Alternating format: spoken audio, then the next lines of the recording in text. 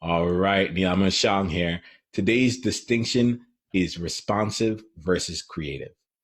Now, it's really interesting because these two actually seem like they might be much closer together than they actually are.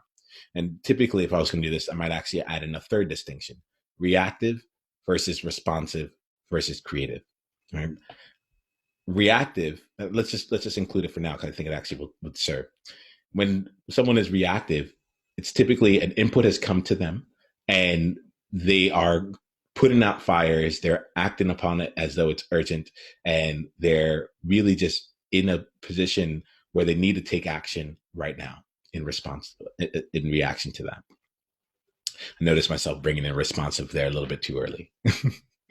So when it comes to responsiveness, right, if you're choosing to be responsive, then the distinguishing feature here is you're able to take in information, take in inputs, and rather than take an action immediately, just in an urgent fashion, you're able to synthesize, digest, and then choose an appropriate action as a result of that. To many people, that may not seem like they may not seem like there's a distinction there.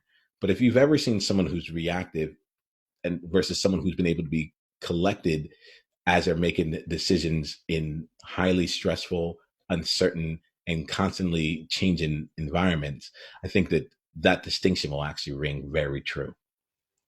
And before we get into the creative part, I want to just invite you to take a look.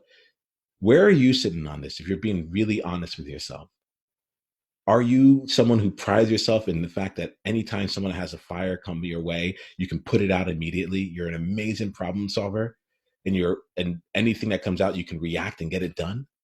Or are you someone that's going to respond to that and take some time to be able to choose a different action? Perhaps even ask yourself the question, why does this problem even start up in the first place? That's typically something I see as for people who choose to live in that distinction between reacting and responding. They take the time to ask themselves, why did this even take place in the first place?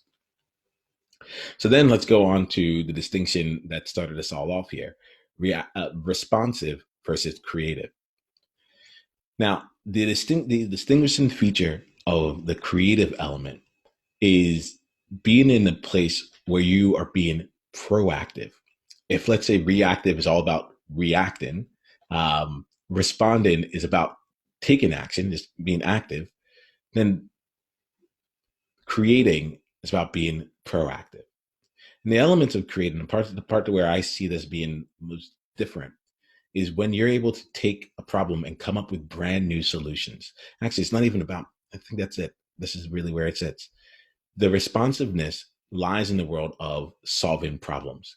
Creating lies in the world of creating possibilities, generating possibilities.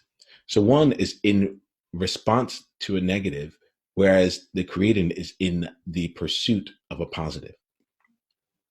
And so, especially during this time when there seems to be a lot of negative that is constantly being brought upon us from levels of challenge and uncertainty and just new changes taking place on a daily basis, there is another path. And this is the path to be one who chooses, where should we go going forward? As other people are waiting and seeing how to respond back to it, you can be someone who's taken a different path of choosing how to move forward and create along that path. So for today, I'd like to leave you with a few questions. Let's look at each of these distinctions. It's kind of almost like a compound distinction, a three-way distinction. So see for yourself, where in your world right now do you find yourself in a reactive mode versus a responsive mode? And where in your world do you see yourself in a responsive mode when you really could take on the stance of a creative mode? And the example, that distinguishing element of responsive versus creative, is responsive is based in the world of solving problems, and creative is in the world of generating possibilities, letting others know how it can be, setting a vision and giving people a chance to walk along that vision. I'm excited to see what that leads for you. Let's let that percolate here, and then let me know what your thoughts are in our ongoing discussions. I'll talk to you soon.